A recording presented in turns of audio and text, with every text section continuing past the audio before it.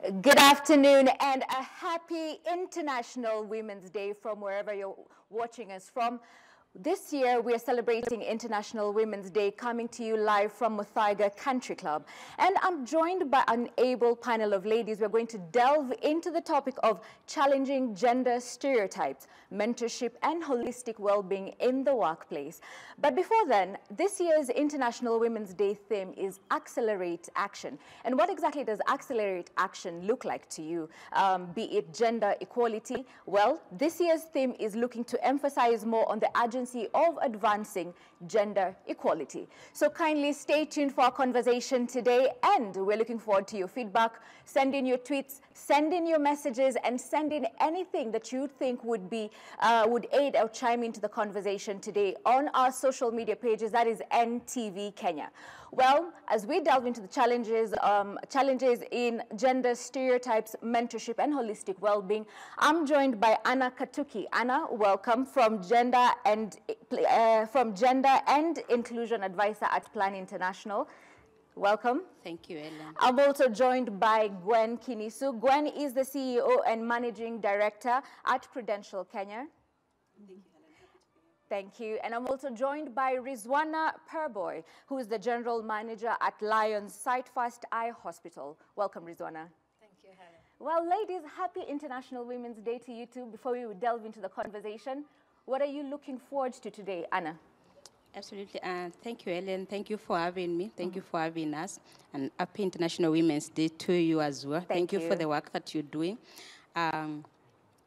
In terms of what we are looking forward to during this International Women's Day celebration, it's a conversation that is a build-up on what we have been doing as stakeholders around advancing gender equality, girls' rights, empowerment, and justice and fairness to everyone in the society. Of course, a conversation that has been for a long years, 1911. Those are many years. We also have an advantage of looking back for the 30 years around the Beijing Platform for Action, Beijing Plat 30. All the activities that we have committed to, where are we? What are we doing? What do we want to do moving forward? And that's a conversation I think for us is important today as a country and also as a stakeholders in the global conversation. All right. Let's start off with you, Gwen. When we talk about challenging gender stereotypes, what exactly comes to mind when we talk about that? What comes to mind is, first, I just want to lean into what she's just said. Okay. And it's the acknowledgement that International Women's Day gives us an opportunity and a platform to have real and candid conversations about what must be done, the work that must be done to advance women in leadership and to bring them up to participate actively in decision-making and driving the economy.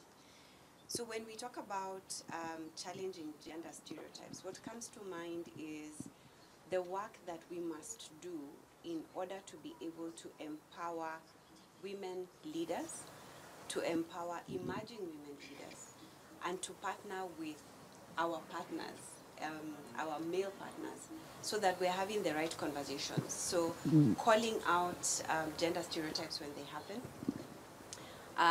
creating supportive environments that ensure that we are all educated on biases, and then we have the right toolkit to be able to address those biases, and also to introduce policies and frameworks that support the inclusion of women and less represented people in our workplaces, in our economy, in our politics, in our social activism, etc. So that at the end of the day, all the frameworks must come together to support the empowerment of this very good agenda. All right. Well, Rizwana, Gwen has just touched on something very important there, talking about seeking assistance from our male counterparts and just to try and break through the norm. Through your line of career, or even growing up the corporate ladder, scaling up, what have been some of the gender stereotypes that you've encountered or that have been quite prevalent? Kindly put your mic. Yes, thank you. Yes, I think, and especially in my line of career, which was in the IT field, it was essentially considered a man's world. And so there were very few women when we ventured out. And so the stereotype was, are they going to be able, because a lot of the work that is done is related more to what we call the STEM, which is science, technology, engineering. And this is things that were more of a male domain. So these are some of the mindsets, the stereotypes that you would get as you sort of had to make your mark and prove that, you know, you are able to work equally. And when we talk about how breaking through the norm in terms of stereotypes, how, as leaders, because all of you seated here are leading in your organizations in one way or another. So how have you managed to break through the stereotypes? Let's start with you, Anne. Sure. I think I would want to add on to the conversation of stereotype, because it's also very, it's one of the spaces where discrimination, inequality, misuse of power is happening, and it's rooted heavily in what we call norms, ways of life that are harmful, that are retrogressive, that are not inclusive. And some of these have been from a patriarchal way of doing things that is witnessed in almost many societies, not all, of course, across the world, where the right to own, where the right to make decision falls with the boy, young men, and men in our society. So that meant that there is a way in terms of what we call gender language and attributes that are given to females and males in terms of what can be done. So this now has built to what before a girl is given birth, you already assign duties. You're already in the stomach, but they have already assigned you a job. What you need to do. You're a boy, they have already said you can't do this, you can do this.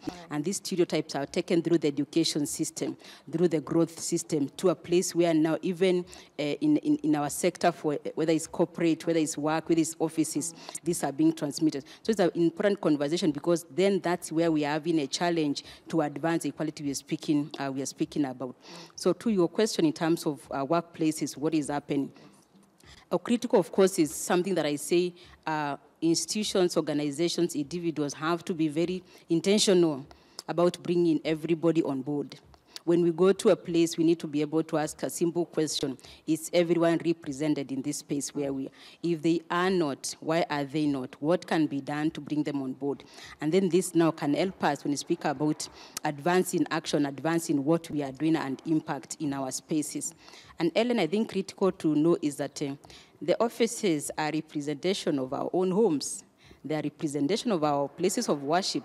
They are representation of our communities. So even we get there, even as we speak about offices, the other spheres of life are also important in addressing this kind of misnomer around representation, especially more. And we say that we have data that still shows that numbers, women, girls, young women are still left behind.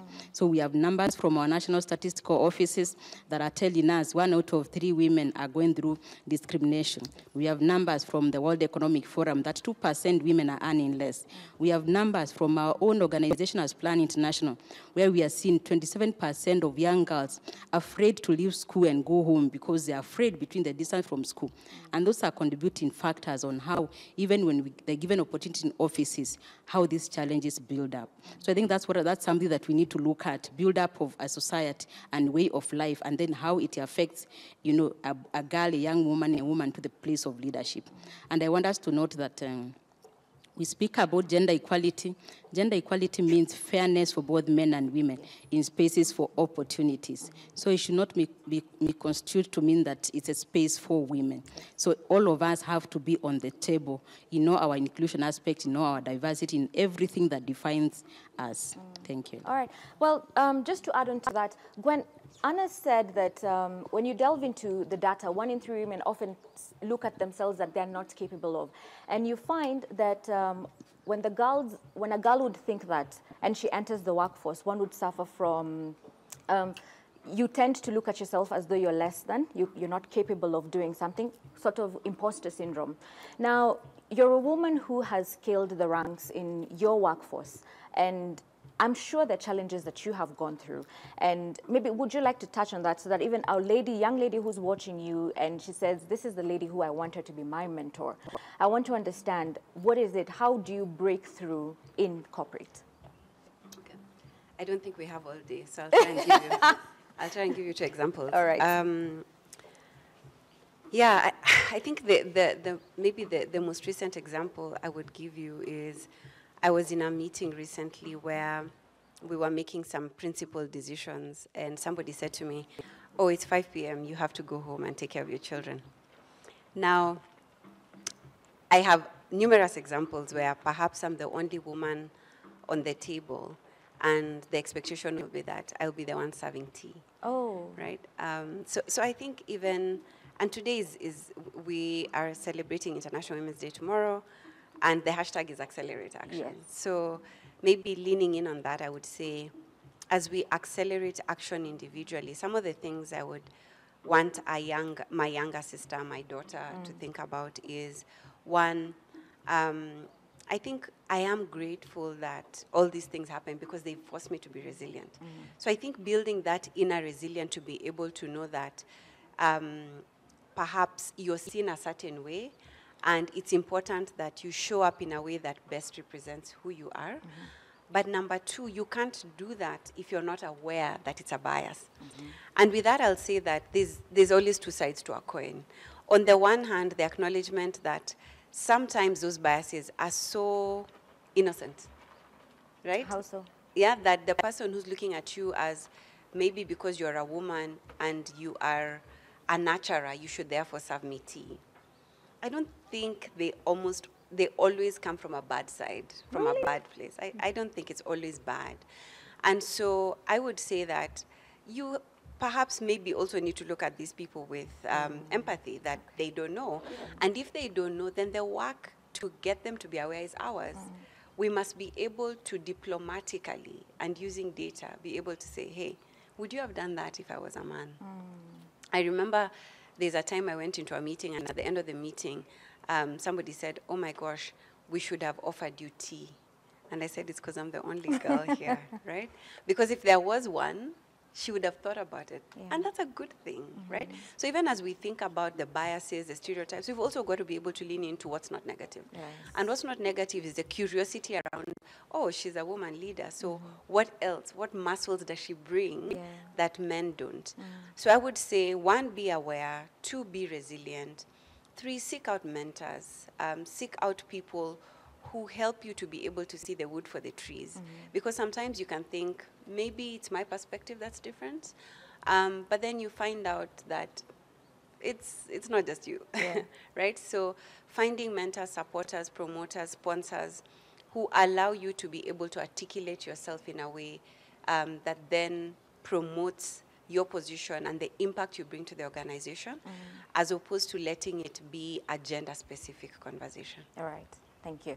Well, Rizwana, would you like to add on to that?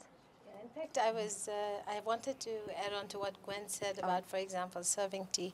And, you know, in this world, as we are all progressing towards growth, oftentimes you do find that, yes, you know, you're the only lady in the room. And it's not even an expectation. Sometimes by virtue of being a woman, you know that, okay, the tea is here and we want to serve. So many times they will look at it as if you're in such a position, should you do that? And I always tell them, no, it's my pleasure. It's not a problem. And you tend to find that when you're doing it like that, you find that sometimes some of the men will see the merit in it and get up to even help you. So if you take it, like she says, with a positive side and display that it's okay for me to be a woman. There are certain abilities I have which are more maternal, let's put it that way. So I bring that out, and then you find that people do tend to then appreciate that, and they will also get up to support you. But it is a thing, and so we would need to support that. Right. Rizwana, you're also a woman in STEM, and you mentioned that key challenges, oftentimes men think that a woman may not be able to pull a certain role or execute a certain role in STEM as compared to her counterpart. What advice would you give in terms of even to the media? What role do you think the media would play in advancing women in STEM?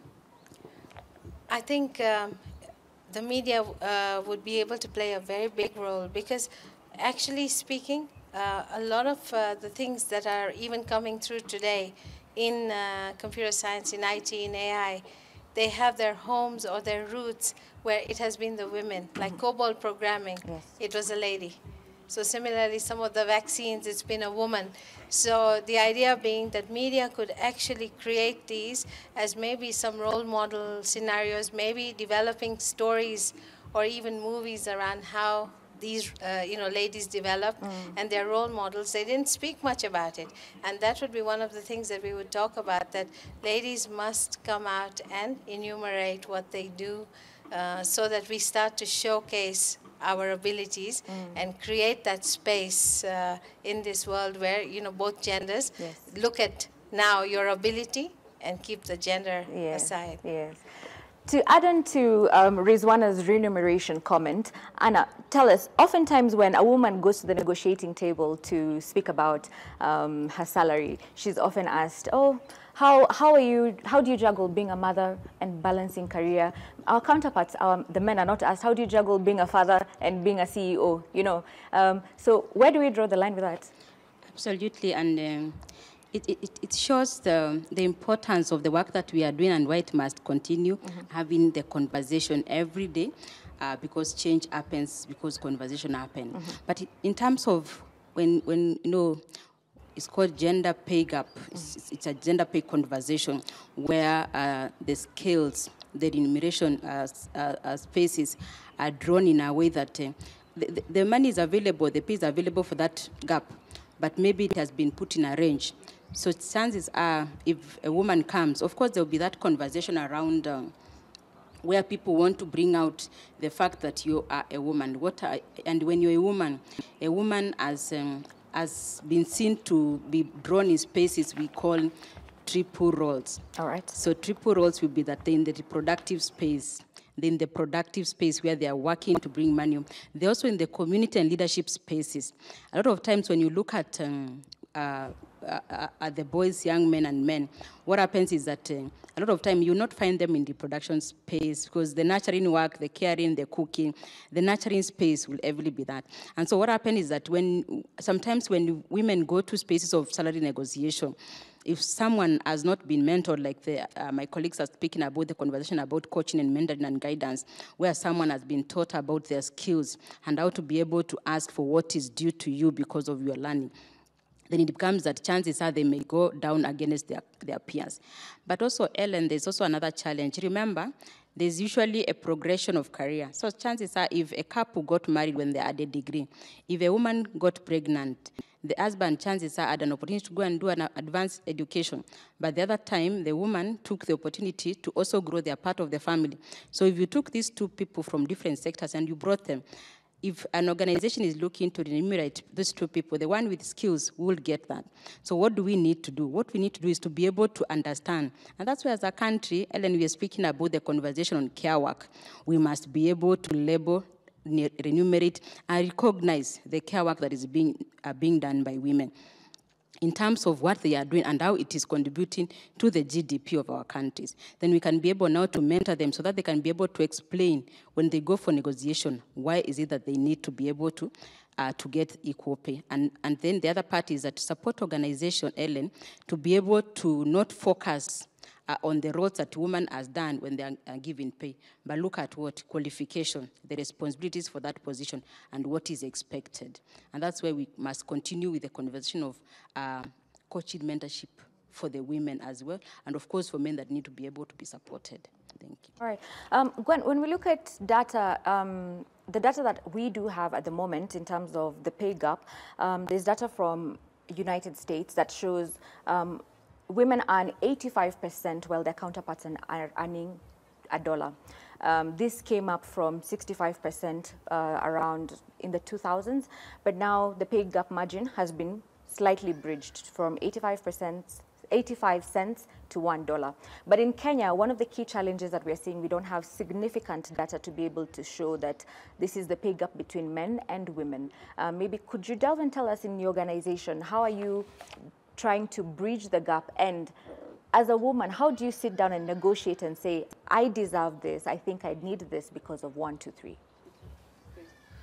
So the way we do it at Prudential is we try and make it we have a big agenda around diversity, equity, and inclusion. Right. And we also are committed to ensuring that we bring in as many women into leadership as possible. So we have a target towards that. In Kenya, at senior leadership, we are 60% women, 40% men. And at the emerging leadership level, it's about 45-55. Now, outside of that, we also look at other metrics, such as the ethnic community that somebody comes from, et cetera, because we want to make sure that we benefit from the fruits of diversity. Because the more diverse your organization, the research shows, then the more successful it is. So we have a concerted effort towards that. Now, when it comes to pay, the way we do it is to benchmark ourselves based on HR metrics. So we've placed ourselves at a certain threshold where we say, if the market pays at low, medium, high, on that scale, where do we place ourselves? And then based on that scale, we then now place all the individuals in our organization. Based on that, we then say we're actually pretty gender blind. So we say, if this person has performed at this level and they are below market, then we're going to give them a higher increment than somebody who's already marked to market. So we use, there's a formula towards it that we use to try and make sure that we can demonstrate equity and to make sure that then, whether you're male or female, your work, then we pay for performance. We do not pay for gender, right? You've also asked, how do women negotiate better? I'll start with how you shouldn't do it. You shouldn't go to your manager and say, because I've had a baby, I need a pay increment. You did not go into partnership with your employer to have that baby, right? So the way I would encourage you to position it is, position it as, what value are you bringing to the organization? Please raise your hand for stretch assignments, because when you raise your hand for stretch assignments, it's an easier conversation to have with your manager to say, I'm doing so much more than my peers, and therefore, can we have a conversation about how I can be remunerated accordingly? You can stretch that further and say, what do I need to do during your performance conversations? You can ask your line manager, what do I need to do to be considered for promotion? And what are my next steps? And sometimes it's very possible that even your line manager doesn't know. So perhaps go into the conversation with ideas to say, I see myself in the next 2 years at this level. What do you think I need to do to be able to do it? My self-assessment is, these are my gaps. What is your assessment? How can we work together so that, one, I can go back to school, or I can try and get training in a particular area? Two, how can you as my manager support me in terms of exposure and in terms of assignments that then grow my capability and capacity in this area? So those would be my initial pieces of advice for consideration. All right. Rizwana, we're now seeing a shift in generations where oftentimes the younger ladies say, let's put it as it is on the table, hatutaki kuchoka sana. You know, we want a baby girl lifestyle. But then again, that baby girl lifestyle tends to come with a cost on its own. So what would be your advice on that? I think it's important for women who want to be in the career lines to really decide what is it that you want. If your focus is that I want to have a good life or an easy life, then that's going to be your career progression, because along the meritocratic way, you are going to probably miss out, because if you're only going to do what it takes to keep that role, then obviously your promotion, your increments may get tied to that. However, if you are career-oriented, I mean, remember, as women, we are strong. We've gone to school. We've put in an equal amount of effort to achieve the same degree.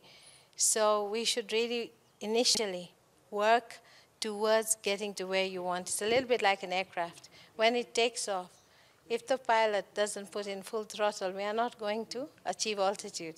So to be able to go to cruise level, you need to do that. So I think our guidance would be to the youngsters that, yes, today, you know, social media is a very downside influence in some cases. they need to understand, what's my focus? Where do I want to be? In fact, oftentimes at interviews, that's the question we ask, that in 5 years, where do you see yourself? So they need to be focused, and then the focus you choose will carve your direction. So if you want to get to that cruise level, then you must throttle first before you get there. Okay. Would you like to add something? And I like that conversation, amazing, because individuals must be able to take responsibility for their own life. But I also want to mention, a lot of people in the age where most of us are speaking on the pathway or the conversation of where gender equality, women empowerment has gone through, the history of it. When you look at our parents and our great grandparents like that, they went through a manual kind of life, menu. So if you want water, you have to walk kilometers to search for water. Of course, we have those challenges. But maybe millennials now discovered you can have tap water. So when the generation of today asks that they want to have things done easier, I think it's a good thing to do. Do you know why?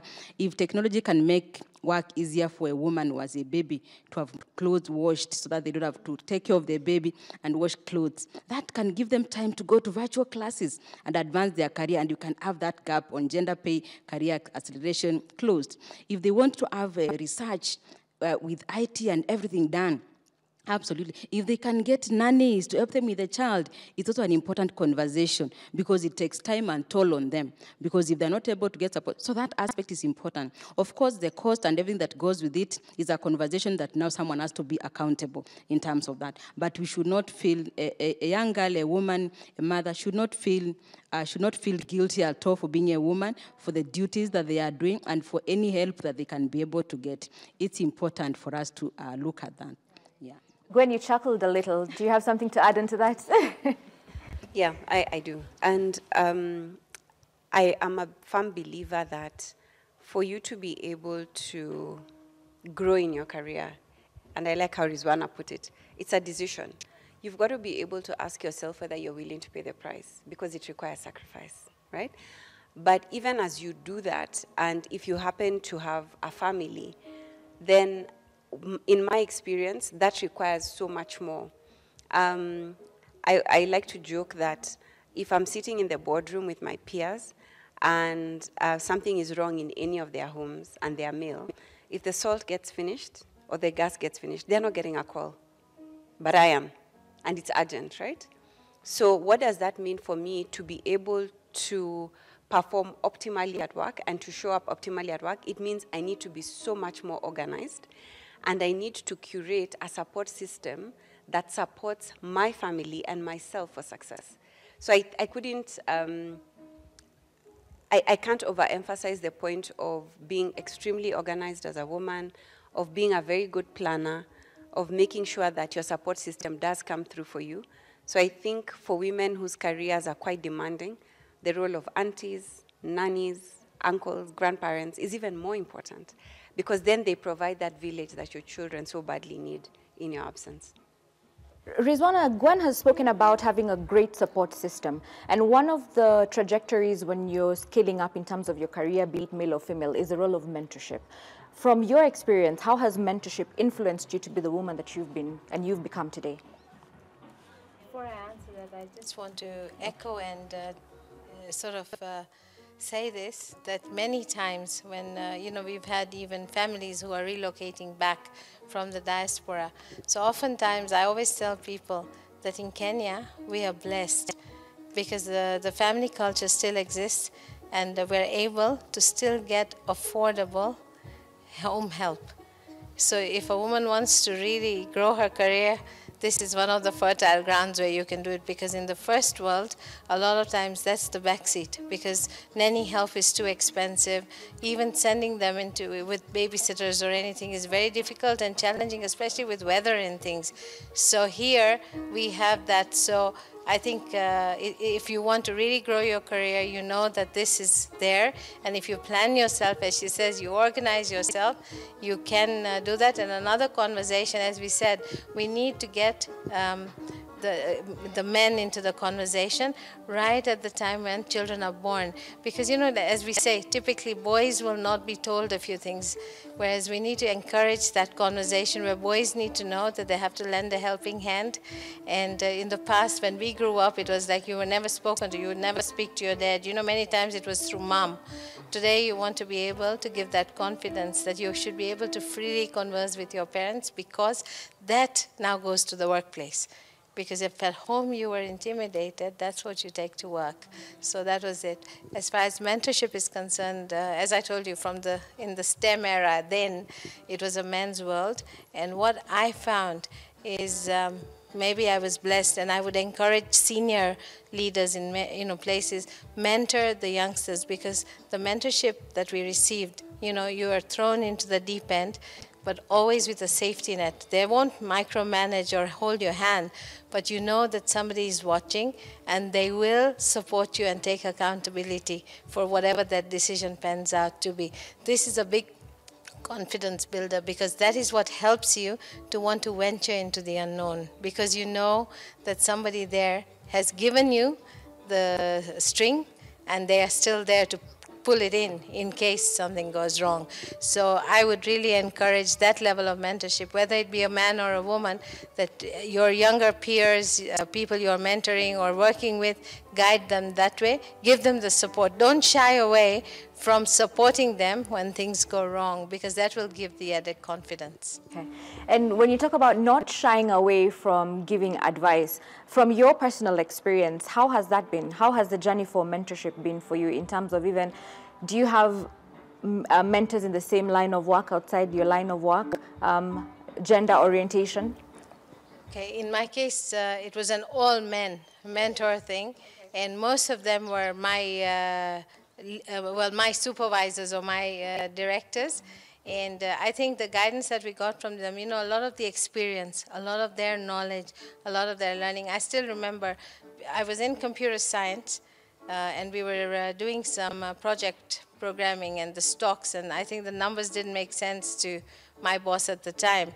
So the first thing he told me, in fact, he used to refer to me in the Indian language as mother. And he told me, Ma, if the numbers don't speak to you, then you're not an accountant. So you need to school yourself to understand the logic of the numbers, because they must talk back. You should be able to pick out the anomalies right at a glance. And so things like this, which taught me. So even today, I have learned how to scan. I may not necessarily read, but I will pick, because I was trained that way. All right, Gwen, Rizwana said that all her mentors in the industry were men.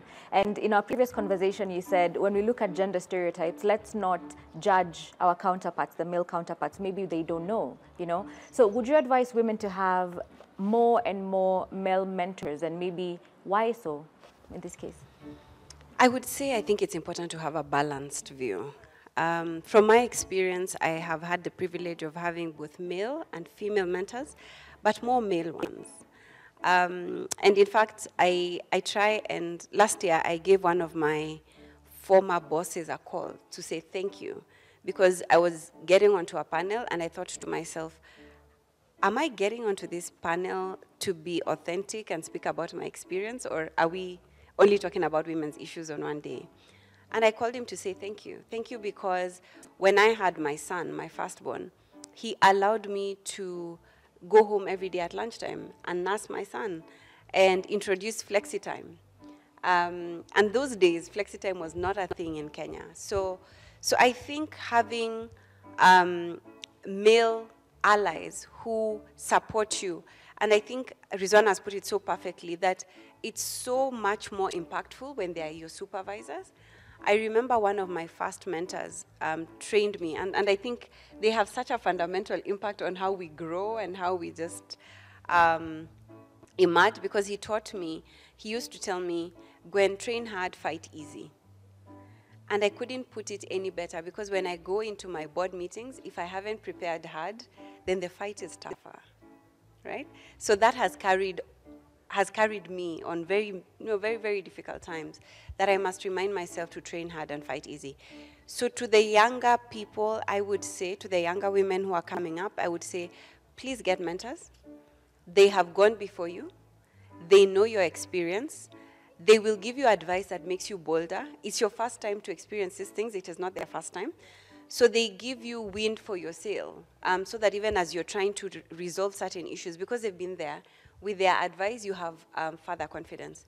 I think the role of female mentors is so important because they help you to think through things that could be blind spots for you. Now, if you're coming up, and we know that leadership traits are often associated with male traits, so that if you're looking up in your organization and you have very few role models as women, and the only role models you can look up to are male, then it's very easy to embody male characteristics. So I think it's so important then to have female ones who embody feminine leadership traits. And at a higher level, I think it's then important to reward impact of leadership, as opposed to letting gender stereotypes weave into the way we judge our female leaders. So I would say take a long-term view, and then I find that sometimes the people you want to mentor, you are too busy to do so. So you've got to be creative around then how to access them.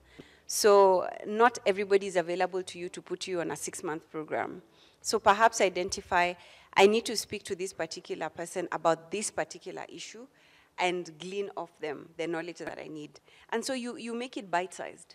And in making it bite-sized, then I think holistically you do get the value you're looking for, but from different places and different people. Mm-hmm. You've touched on something there that's quite vital in terms of time. Not everyone has the time that we so desire to get from them. And so would you advise a lady who's watching you to even break through the norm and get even a mentor outside his or her industry? Absolutely. I would say make it issues-based as opposed to organizational-based. So for example, if you have an issue around, I'll use the example that Rizwana had, how well do you understand your craft, and therefore how do you articulate your craft? So then that's a communication and positioning issue. That's across industries. So find somebody who can assist you on that. And something else I want to just pour into that is that mentorship is good, coaching is good, but sponsorship is best. Yeah? So you want somebody who likes you enough to be able to sponsor you, to be able to speak about you in rooms that you don't sit in, to be able to open up their networks for you. So I think it's a mixed bag, but you've got to be strategic about how you approach it. Someone wise once said, whoever likes you is who matters, not the ones that don't like you. Yes. So Anna, Gwen said in her previous role, she thanked one of her senior bosses who introduced new policies in place to help, as she was a new mother, to allow her to go home after lunch to take care of her young child. Is there, do you have any experience where a mentor has changed the trajectory of a life? Maybe you were going through a certain challenge, and through their advice and wisdom, they were able to steer you in the right path?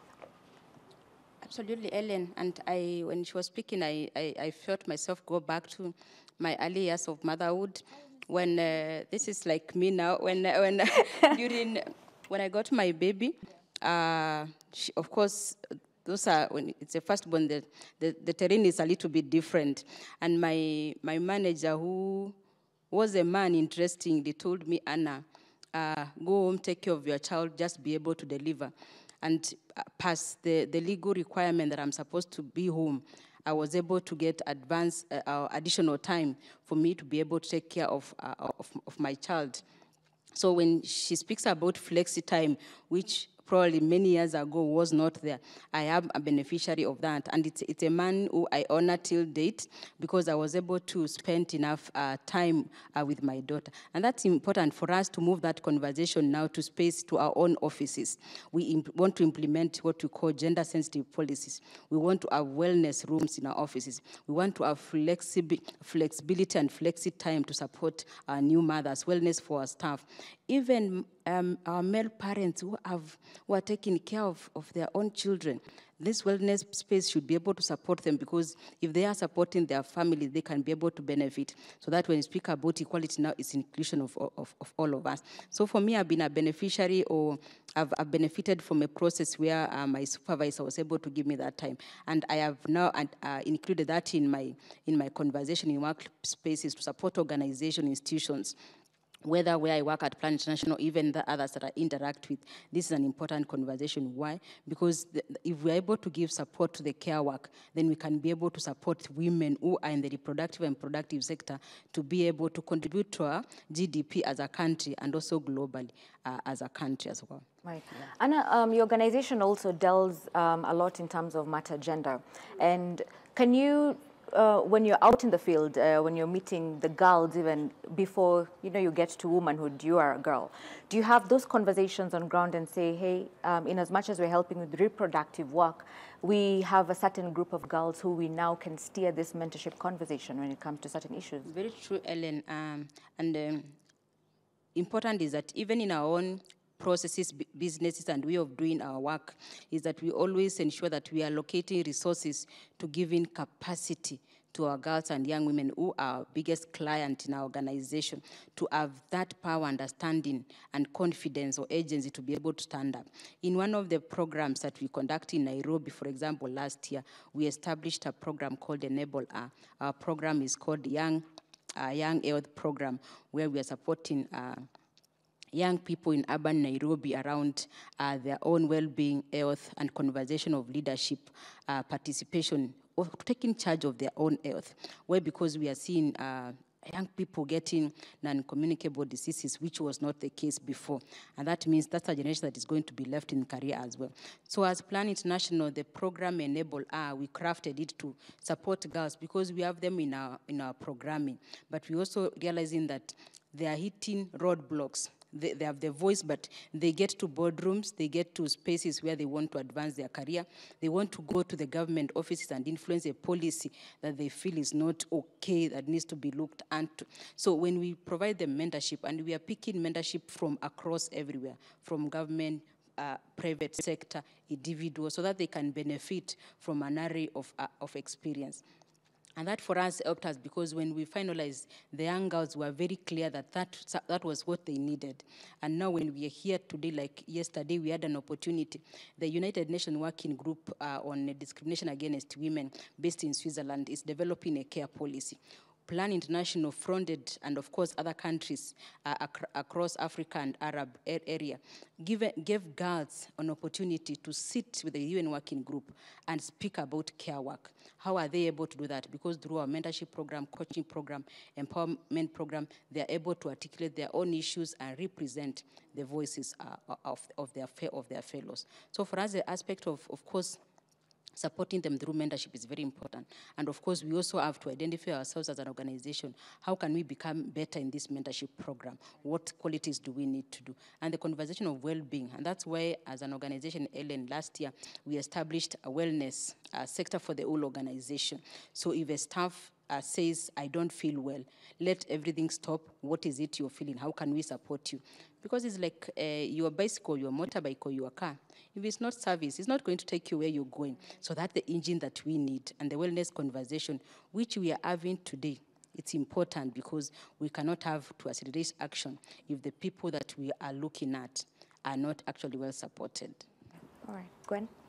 I just want to add to what she said, and I think that approach of saying we begin with the girl conversation and then the transition into careers, etc.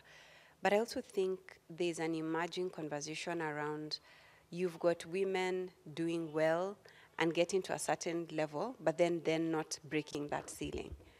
Where at senior levels, I think I saw a statistic that says that in Kenya, you have only 24% of women in corporate Kenya at senior levels of leadership. And that's CEO and CEO -1 level, right? And there's a reason for that. Because at middle management, you find that it's very possible to even get to that 50-50. But then after that, then there's an issue. You see it as well in parliament, because I think out of all our cabinet secretaries, we only have 8 who are women. And there are reasons for that. And so I think we need to do more to be able to address why is it that they are not able to then move into that executive decision-making level. Because it's important as we have this conversation for it not to be driven as an initiative, right? But it's not about women being included in the conversation. It's about having them be part of the decision-making in those rooms. And so the questions then that must be answered should focus on what is stopping us. If a woman gets into a boardroom and she says something and the man sitting next to her says exactly the same thing, but somehow his point is more relevant, more acceptable than hers, then we've got to be more conscious about the work that needs to be done to be able to elevate and make it easier for women to be able to be represented and to hold those decision-making roles. Wow. Wow, such impactful conversations. Ladies, thank you so much. Well, as you've had it from our panelists today, we have Anna Katuki, who's the Gender and Inclusion Advisor at Plan International. We have Gwen Kisinu, who is the CEO and Managing Director at Prudential Kenya, and Rizwana Perboy, the General Manager at Lions Sightfast Eye Hospital. We're taking a short break here on this inclusive panel discussion on the challenging gender stereotypes and promoting mentorship and well-being in workspaces. Don't go too far. We'll be back on what more you need to understand even about your well-being. And if you have any questions, kindly shoot them to us on all our social media pages. That is NTV Kenya. Don't go too far.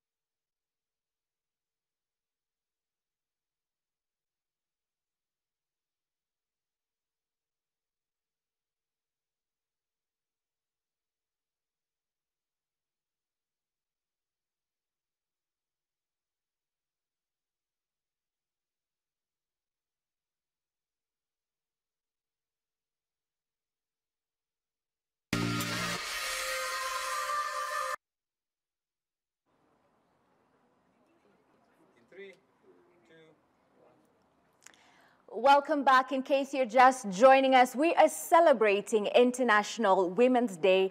My name is Helen Aura, and I'm joined by an able panel of lovely ladies. On my right is Anna Katuki, who is the Gender and Inclusion Advisor at Plan International.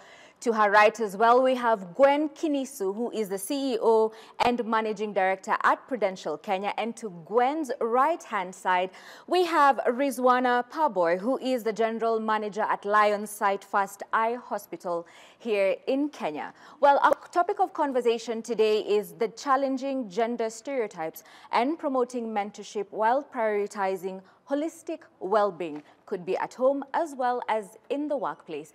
Well, before we took our break, we were talking about the steps we've taken as you've taken as leaders, women leaders in your organizations to well-being, to include well-being and go through mentorship. But there's a question that has just come in. One of our viewers has just tweeted in. If you're watching us, please feel free to tweet us. That is at NTV Kenya on Instagram, on X, and even on YouTube. If you have any comment, because we're streaming live, you can just shoot it there, shoot your question to any of our panelists, and they shall be able to answer your question. So there's a lady here who has said, I'm leaving this question open to the floor. There's a lady here who has sent in a question, and she said she needs advice, because I believe she's looking at you now as her mentors. You once said, the mentors may not have time, but you're here and they're watching you. There's a lady who is asking a question, and she's saying, kindly advise. In my workplace, I'm looking to scale up the corporate rank, but my senior advisor is asking for sexual favors. How do I go about that? Does anyone have a comment to talk about that? Sure. And Ellen, this is a question that we need to ask, probably put in bold, because it's a challenge that many young women and women scaling the career ladder in the workspaces are faced with. So it's a question that we in talking about what, International Women's Day, freedom, fairness, it's a question that someone can be able to ask, and it's a question that we need to be able to address. So critical in terms of looking at it, number one is, of course, it's a wrong thing. At the start of that, it's a wrong from morality part of it, it's a wrong from the policies that we have at workplaces and those kind of things. So number one is, I think still to build up on the conversation that we had earlier, is that as a young woman in career space, number one is that you should be able to know yourself. And that's why we said that you need to be able to have your own, to have your career, to have your knowledge, knowledge is power. Know what you need to do, so that in case an incident happens where someone probably asks for sexual favors for you to get advancement in your career, you are able to know that that is not your space for you. But there are also opportunities we cannot allow because someone asks and then we say it's okay. No, there are also channels around which this can be addressed. In organization with proper business systems, there are protective mechanisms. There are officers, there are numbers where someone can be able to be supported, because it's not allowed by policies in organization.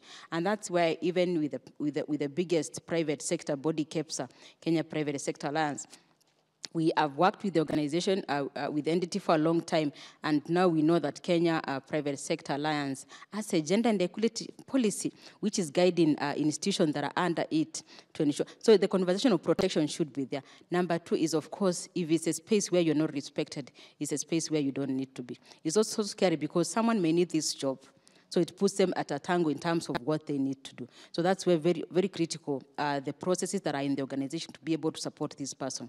Of course, scary because if that person is a person who has power over them, what could happen?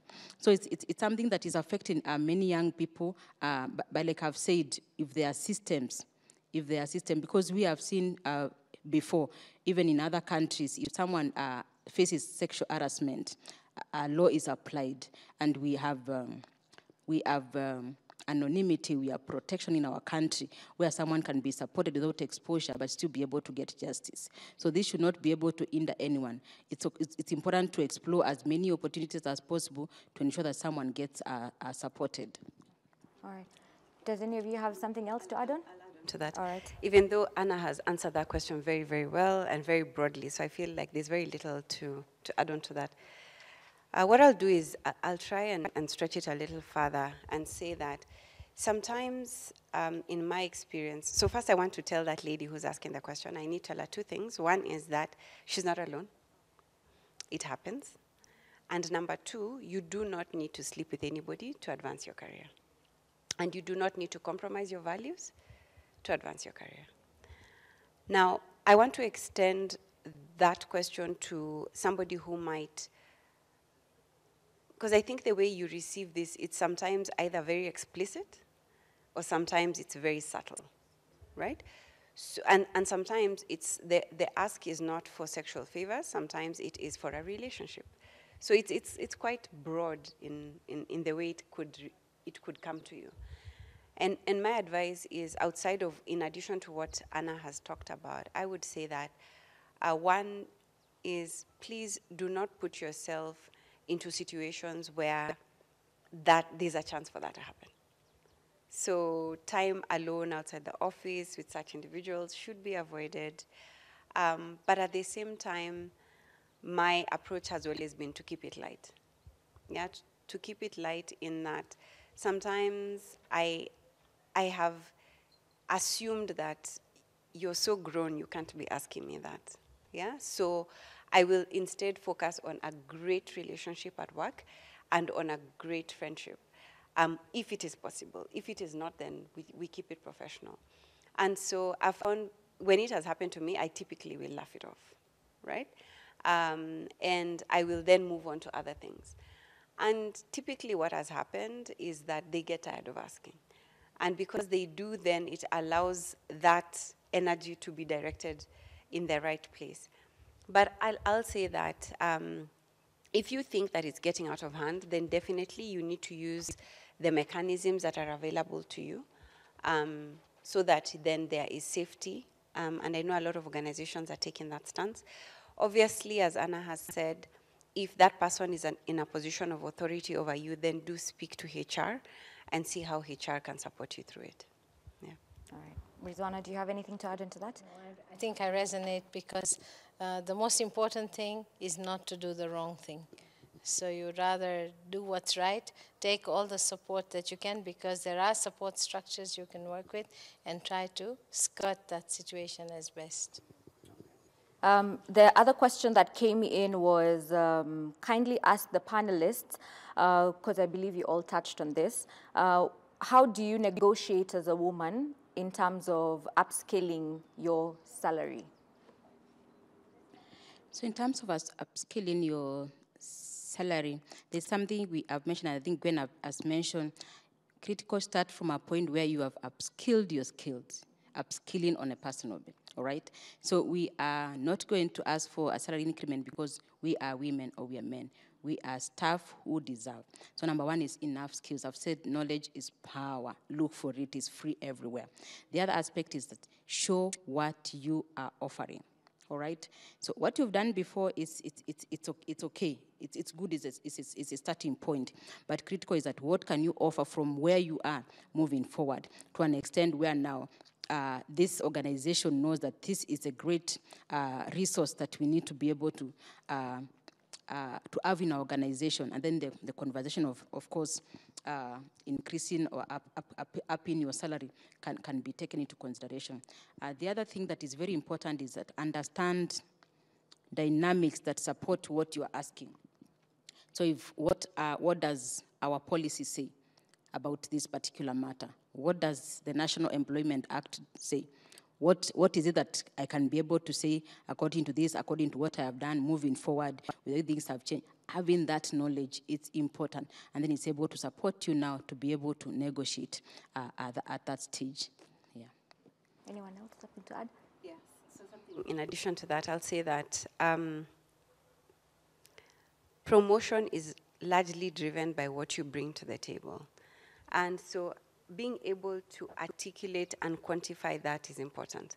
So I think it's important when you're getting in to know, am I getting in to a role at the lower end of the scale, in the middle of the scale, or at the higher end of the scale? But most importantly, these conversations hardly will happen outside of performance management. If you're going into it to win, then it's got to be pegged on your performance management cycle. And so it's important for you to be able to know, how did I score? If I just did okay, then it's going to be a really uphill task, right? Or did you score at the highest level compared to your peers? Then if you have that, that arms you to have the conversation about increment. But also the other way to look at it is to go for increment in the context of a promotion. So back to what I said earlier, find out, what do I need to do to be ready for a promotion? And therefore then, how do we accelerate that? Yeah. Okay.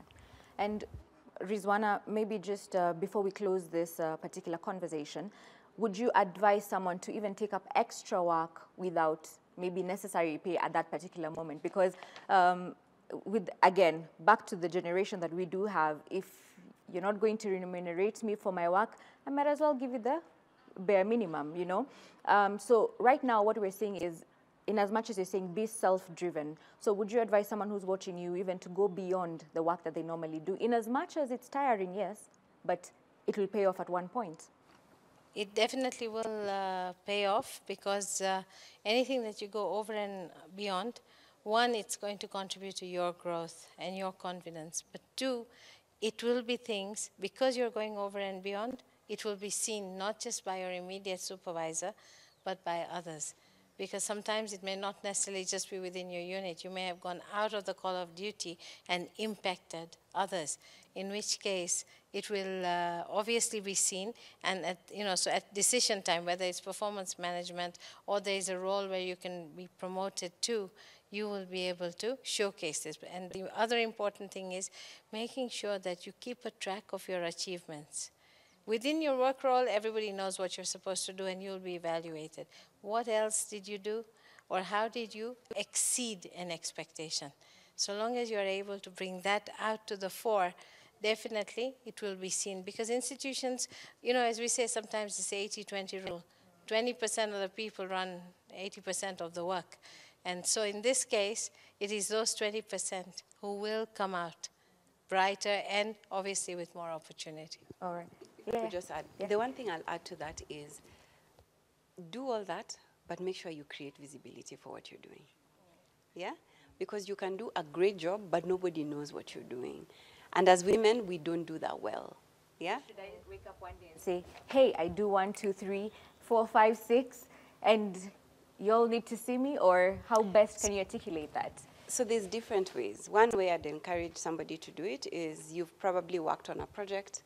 So create and align with your manager and ask them whether you can take the organization through what you've done. Yeah? As probably a learning opportunity for other people, a showcase of the department's success, a showcase of the input of the department to the wider organizational goals. So it doesn't have to be about you, but it's got to be about the work you have done, and therefore the visibility it brings you.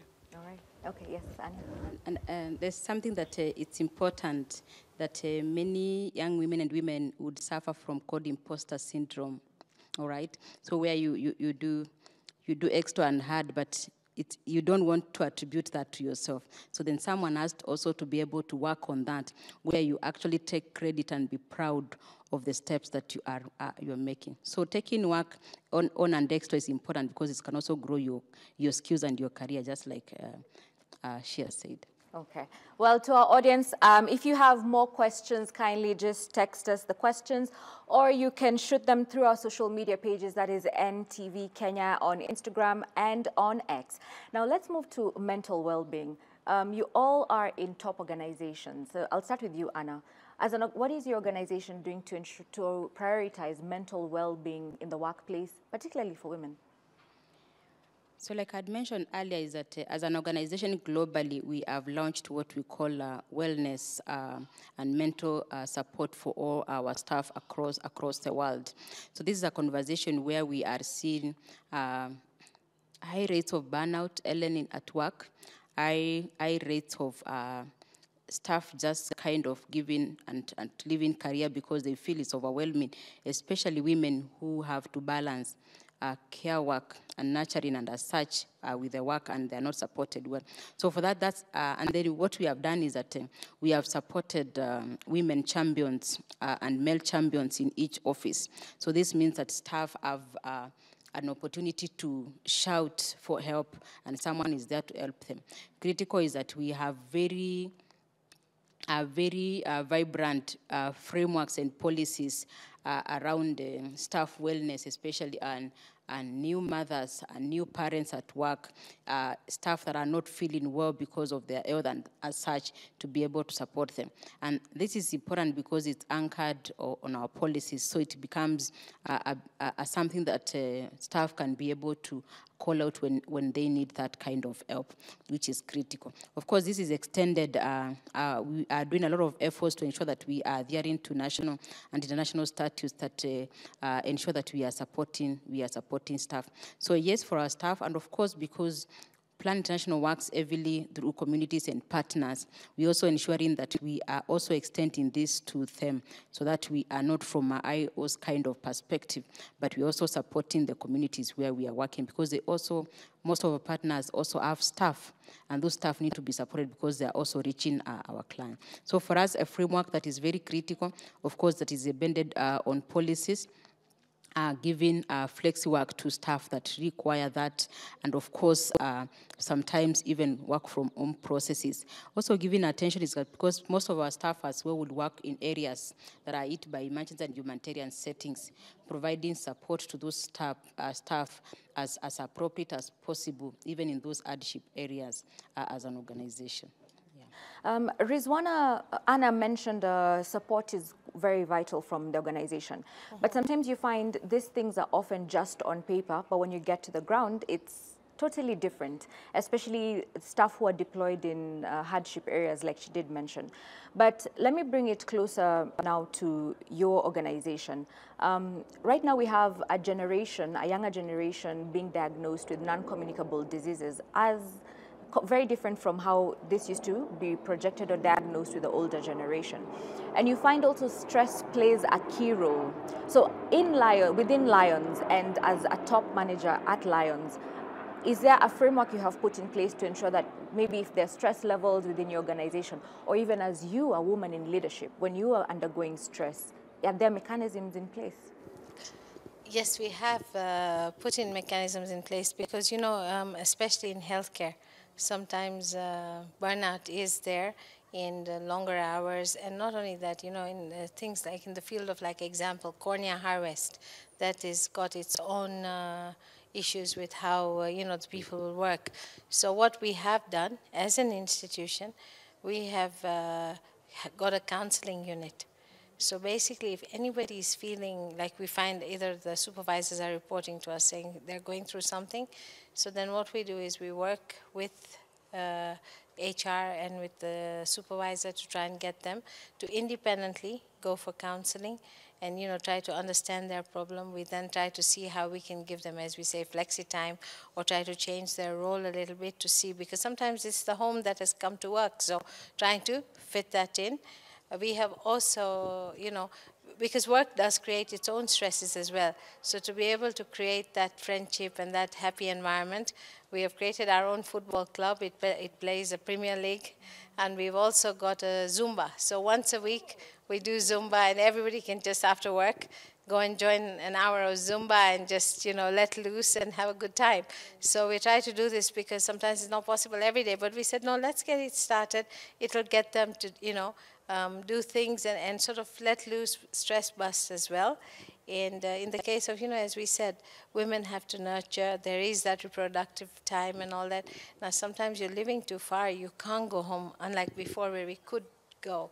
So then we've created a mom's room with refrigeration and everything, so that, you know, a nursing mom can actually go and nurse and store the milk so that she can take it home and things like that, so that it becomes a little bit easier on them, because sometimes it's difficult while you're at work, you have to express. So these are some of the things we're doing, and we're also trying to encourage in our wellness programs.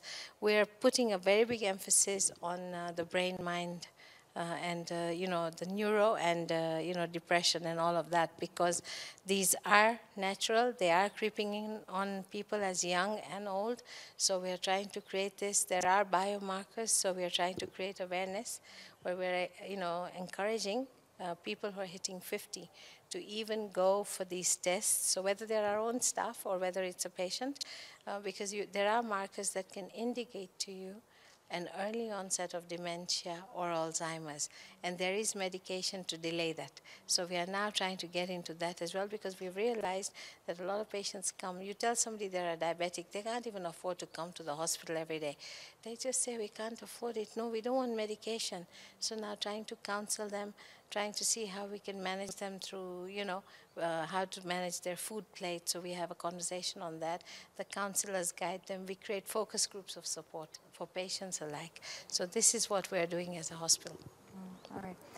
Gwen, when is it considered for a woman, especially after you've risen the ranks in all your top positions, when can you take a step back and say, you know what, I'm now not being selfish, but I'm being selfish with myself, with my time, with my space? Because there's the pressure of, in case something goes wrong, will you be looked at as, it went wrong because our leader was a woman? Will the gender lines be put in play?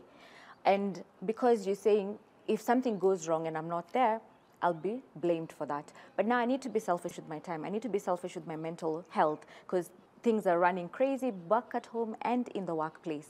Where's the balance? Where do you draw the balance? Wow, I have so many ways to respond to that. So first I'll say to your point that I don't watch sports. I don't follow sports, but the little that I know about sports is that there's rules in every game. And I think from a career perspective, it's important for anybody who is interested in getting to whichever level, understands the rules of the game and understands that they must play by those rules in order to be able to succeed in the game. Number two is, I do not believe in balance. In my experience, I don't know how that works, right? I believe in integration, right? I believe that I am a complete being and I must be able to integrate. One of my friends, when I got this role, called me and asked me, on your calendar, when you look at your calendar, where does your kids' sports day feature? Then I said, oh, that's on my Google calendar. He said, no. You're one person, right? So why do you have different calendars? So if your kids have a sports day, their sports day should be on the calendar that where everything happens. And for me, that's a really good example of what integration looks like. That I have one calendar, and in that one calendar, I must integrate my entire life. And in that calendar, I must then be able to say that the things that matter to me happen. So I do not, so some people say, I've been asked sometimes, can you really have it all? And I saw someone who's got better English than me say that you can have it all, just not all the time and not all at once, right? And I believe in that.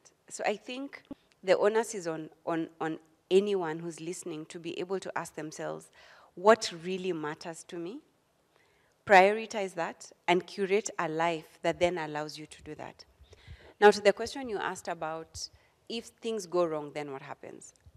I think that when things go wrong, they go wrong for anybody.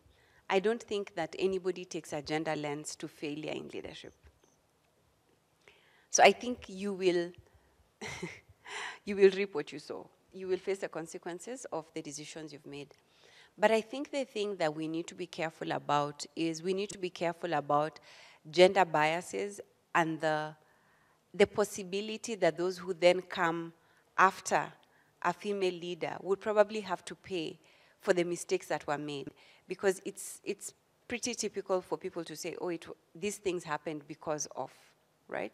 So I think it's just that acknowledgement and awareness that that's a possibility and being able to shape narrative against such. Yeah. Anna, I say you wanted to chime into the conversation. Important, yes. Number one, if you are going to be optimal, you have to be well. You cannot pour from an empty cup. So take time, retreat, regroup, reorganize, then charge, and then be able to come back to the space. Important, of course, normal and obvious skills like time management, planning for your own aspects have to be very well articulated. And yes, if a leader who is female makes mistake, they didn't make a mistake because they were female.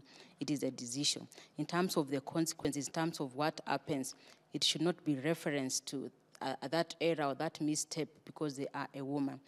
And I think earlier we had a conversation where we are saying the turnaround to address that, the turnaround to deal with that is what should be the focus of the conversation, not because an error happened and the woman was in leadership.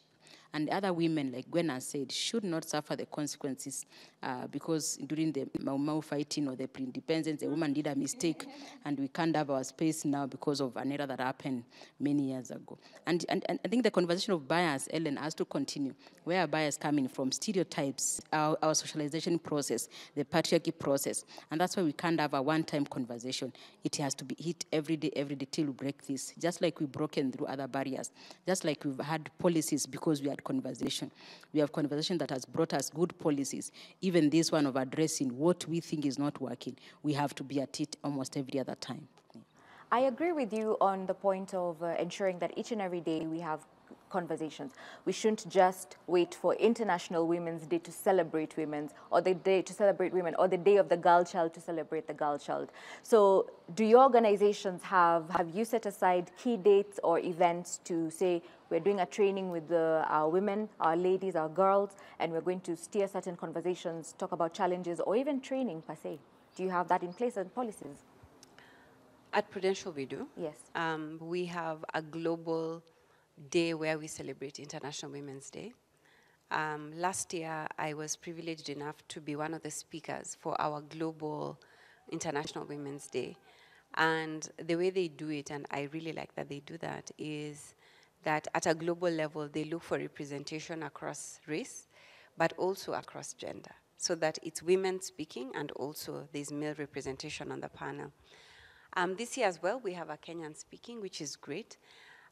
We also have staff engagement surveys where we are looking at what do we need to do more of to support women to grow into the next level of leadership. And we're really interrogating that feedback and trying to figure out what can we do differently and what can we do more of. We also have a global sponsorship program. Back to what I said earlier, that sponsors are best.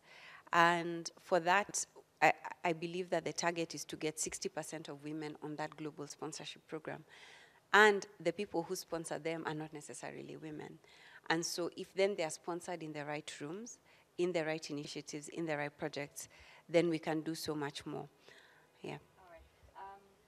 Unfortunately, ladies, we have to close. I know we have so much to talk about. But before my director kicks us out of set, I'm just giving you each 30 seconds each just to say, because the theme this year is acceleration. What does acceleration look like to you? 30 seconds as your parting shot. Anna. Acceleration to us as Plan International, to us as stakeholders in the spaces where we work, looks and means act now, and act now.